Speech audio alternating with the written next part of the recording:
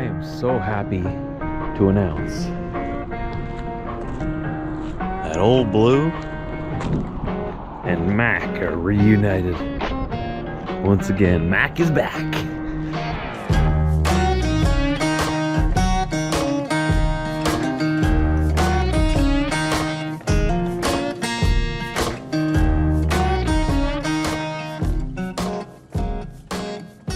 Oh yeah, I missed her. Him, it. I missed it.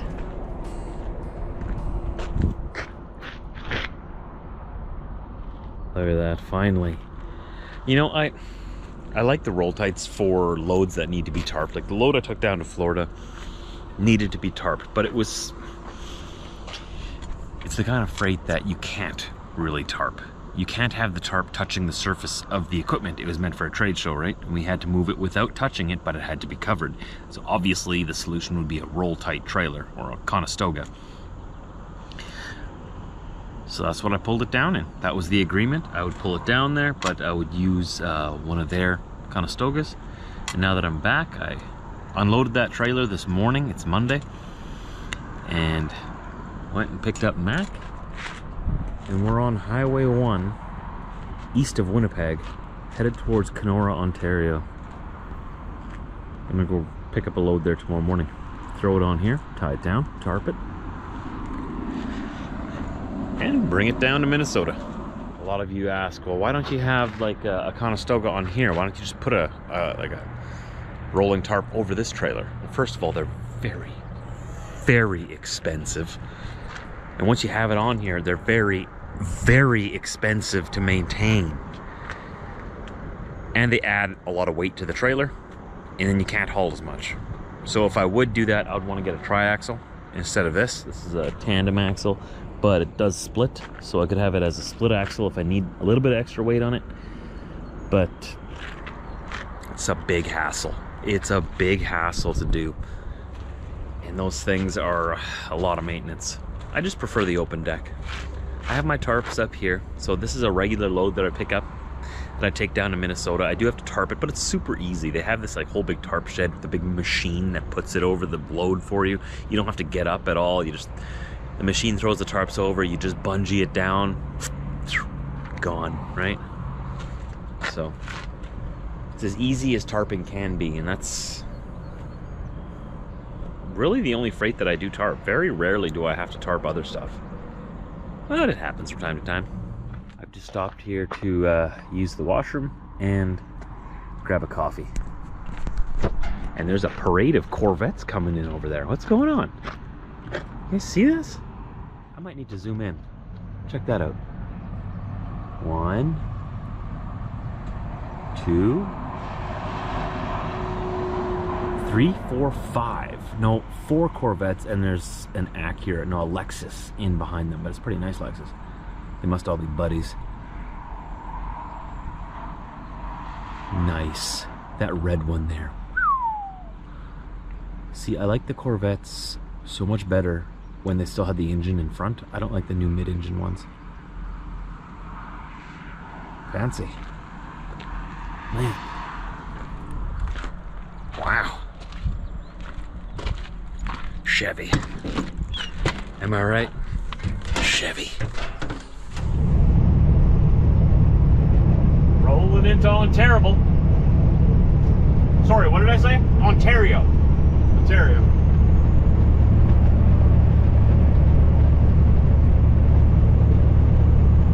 Got about 45 minutes left.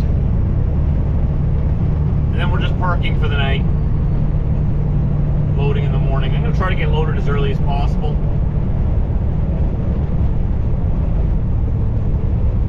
Gate opens at 7 a.m. so I guess we'll be at the gate at 1:45.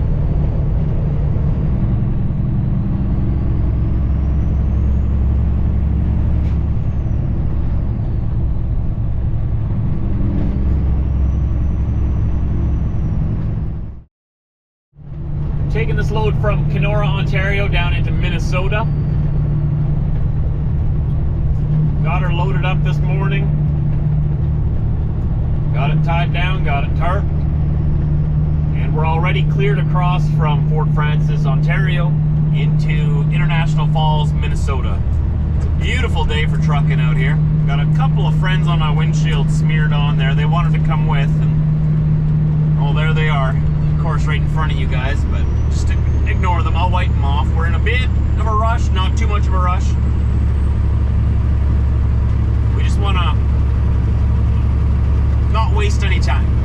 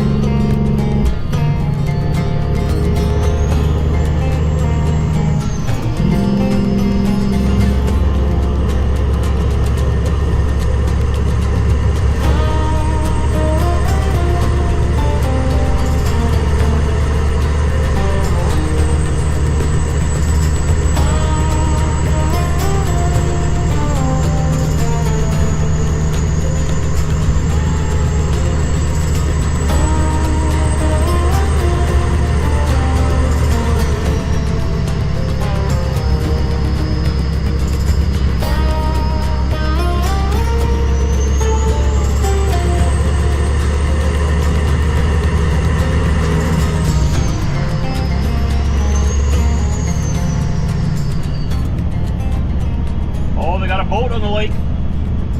First one this year that I've seen. From the highway anyway. I know they've been out for like months already, but at least somebody's out there, right?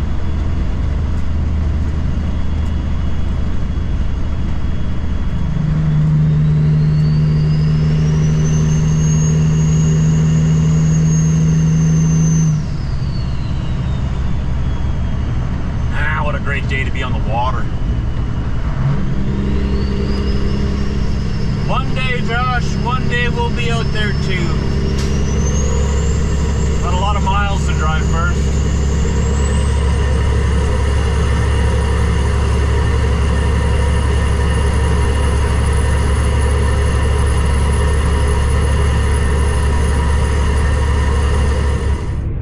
Chimneys!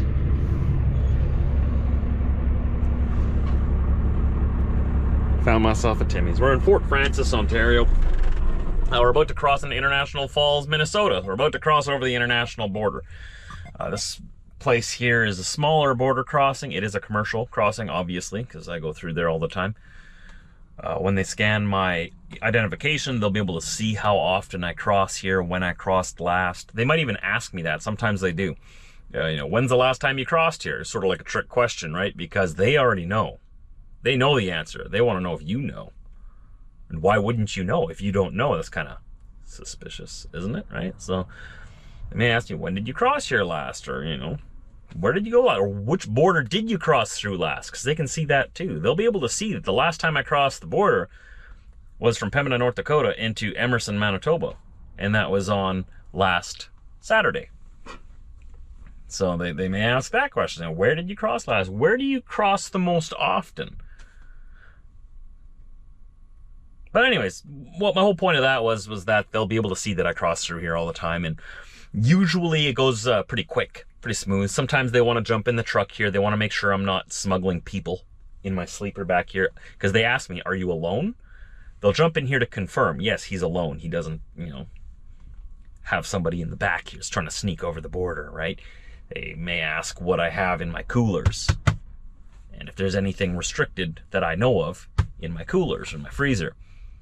And, you know, if I say no and they open it up and there is like fresh bananas or something in there, well, then they have more questions for me and they'll probably want to dig deeper into some other things. You know, what else does he not know?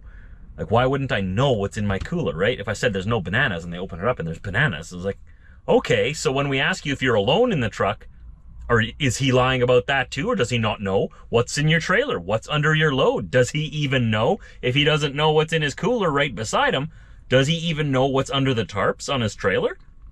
They'll ask you, did you load it yourself? Did you tarp it yourself? Did you tie it down yourself? Did anybody else help in that process? So that's this kind. That's if it's like I would consider that a difficult crossing. Usually it's very easy. You go in there, they'll ask you some questions, you answer them, take your shades off when you're talking to them, obviously look them in the eye, answer only the questions they ask you, don't go on a rabbit trail about things they didn't even ask you about. Some people are nervous talkers, right? Don't be a nervous talker. If you're nervous, they see that all the time. Like, they're a little intimidating. That's kind of their job at the border. They're not there to be your friend. They're not trying to be your friend. They got to make sure that you are who you say you are and that you're not trying to sneak something illegal into the U.S., right? So they're not there to be friendly and chipper and make you feel good about yourself. They're there to make you question yourself. They'll ask you questions, and then they'll ask the same question like 3 different ways, and then you're asking like, yeah, I'm pretty sure. Yeah, that's what I'm hauling. Yeah, why are you asking me? That's their job. Usually, you answer the questions they ask, look directly at them, and if you got nothing to hide, you don't have to be nervous, though it's kind of natural to be a little. Don't feel bad. They expect that too. But other than that, I mean, there's no issues. There's all these rumors going around that there's issues crossing the border now. Nothing has changed. Nothing has changed in the last year. It's obviously they're on the lookout for illegal things crossing the border and illegal people crossing the border. I cross the border legally and I have nothing to hide. There's nothing illegal in my truck that I'm trying to do. I'm going down there for work. I have legitimate reason. Everything is tracked. I have no reason to worry. They can go through my truck if they want to. They want to search my truck? Okay. Go ahead. You want to search my coolers? You want to search my bags? Whatever. I got nothing to hide. Go for it. Do whatever you need to do to make you feel comfortable to allow me into your country, right? Because I got nothing to hide. Just do your thing. And they do. That's all it takes to go across. You just be friendly with them, answer the questions they ask you, speak when spoken to. Don't try to make a chit chat with them. Sometimes some of them are more friendly than others. The border guards, like some of them are more friendly and sometimes they want to chat a little bit, but unless if they initiate the conversation, I'm not going to just start talking about my weekend at the cabin or something, right? They don't care. They really don't care what I did last weekend. They don't care what I'm going to do next weekend. What they care about right now is who are you, where are you going, and why, right? Okay, enough babbling. I'm going to go get my Timmies and then we're going to continue on down the road.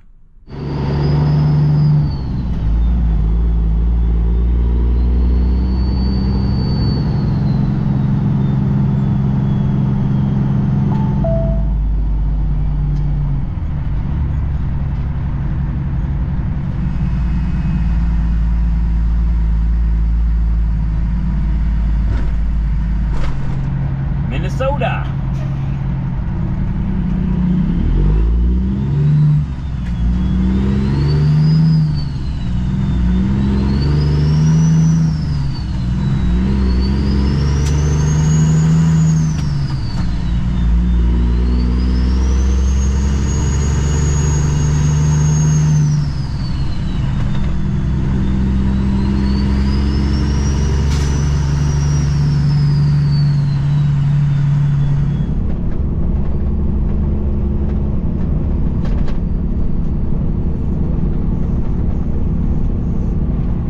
That house on the left, that blue one, used to be a church. It's been converted. I bet it's just beautiful inside there. Or maybe it's a business. Oh, maybe it's a business. Whatever.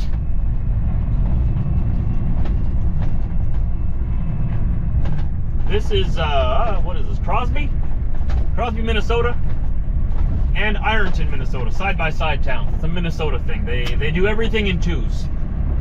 Everything's a twin town, a twin city. Why build just one if you can have two, right? Side by side. It's way too obvious just to name it one name. Let's name it two. Let's keep people on their toes. It's the Minnesota way.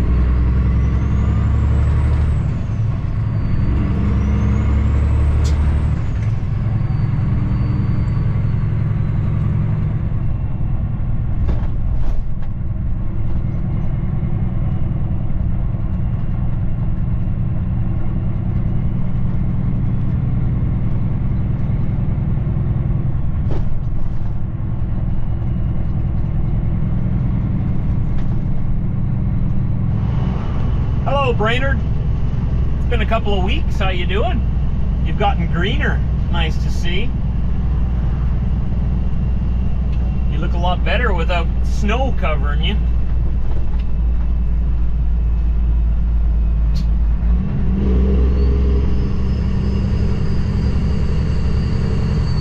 It's so nice to be able to drive with my windows down. We only get a few weeks of this. Unless I go further south again. I mean, Florida, you could probably do it all year.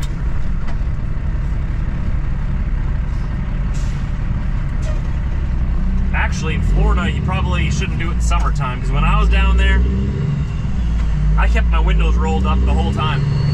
It was way too hot.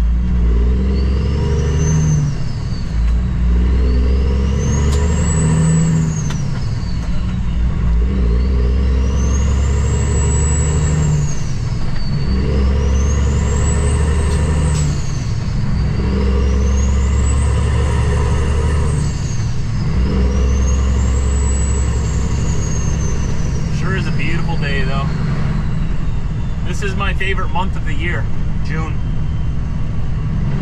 It's also Men's Mental Health Awareness Month. So make sure you remember to check on the men in your life in June. A lot of us don't show when we're struggling. And I'm third in line for the morning. So they'll get here at about 5:30 in the morning. And they'll start unloading probably around 6:30, maybe 7 o'clock. I think they have a meeting just before 7. But they do get here and they open the door around 5:30, 6 a.m., somewhere in there. We can get in there, we can start taking our tarps off our loads, and then get unloaded inside. And then I'll be on my way down to Minneapolis. I have a load of shingles to pick up there that's going back to Winnipeg. I have to be there by 1 p.m. tomorrow. And it's about 2 hours from here, I think. So if we get unloaded, there's 2 guys in front of me. If they start unloading at 7, let's say, they get them bang bang done by, like, let's say 8, even 9 o'clock. And then I get in there and they get me unloaded by 9:30, even 10 o'clock. 10, 11, 12, 1. I have 3 hours then. So that's being generous with how long I think it would take to unload these guys. They should both be out of here by like 8:30. I should be gone before 9:30 if everything goes smoothly. But yeah, I don't think I'll have a problem getting to my appointment at 1 p.m. That shouldn't be a problem. So we'll go there, we'll load up those shingles, and then we'll start heading back. I deliver those the next day in Winnipeg, and then I go home. I got to be home on Thursday because on Friday I'm going to the cabin with my family. So I don't know if there'll be videos or not. There might not be videos from that weekend. I might just enjoy the time with my family, celebrating my mom and dad's 50th wedding anniversary, my dad's 70th birthday, my brother-in-law's 50th birthday, our upcoming baby that's coming end of July. There's a lot of things to celebrate. I'm probably missing a few things in there too that we're celebrating. We're celebrating a whole bunch of things, but primarily this is for my mom and dad's 50th wedding anniversary, and a big shout out to them. That's a huge milestone in life, half a century. So I'm really excited to go there and spend the weekend with my family. We're going out Friday. I'm gonna spend all day Saturday there. They've rented a cabin, rented a boat, and we're staying there from Friday to Saturday to Sunday, and then Sunday evening I'll be back at home. And then Monday I'll probably be back to work, because like I've been saying, I have to work as much as I can until the end of July when our baby is due. I have booked off a few weeks, but up until then I need to get in as many miles as I can. So that's what we're doing out here. We're going hard as we can. Old Blue has been a champ, knock on wood. It's been performing very well. Fuel economy has been top notch. It's been really good, and there's an abundance of things to do, so I can't complain. I'm gonna sit back here, relax, maybe make some supper, get some work done on the computer, and it's 8 p.m. now, so 6 a.m. Yeah, 6 a.m. I'll be able to move, so that'll work out perfect with when they get here. They get here between 5:30 and 6, so as soon as my log says I'm allowed to, we can get to work and start the day tomorrow. I'm looking forward to it. I hope you join me. Don't forget to subscribe. It's free. Leave me a comment down below. Also free. And if you want to, you can become a member of my channel. You can learn more about that by clicking the join button below any of my videos. It'll explain it all to you there. You get early access to my videos and some other perks. But like I said, subscribing's free, and I hope to see you back here tomorrow, 4 p.m. Central Time. From here, go grab those shingles. I hope you join me. See ya.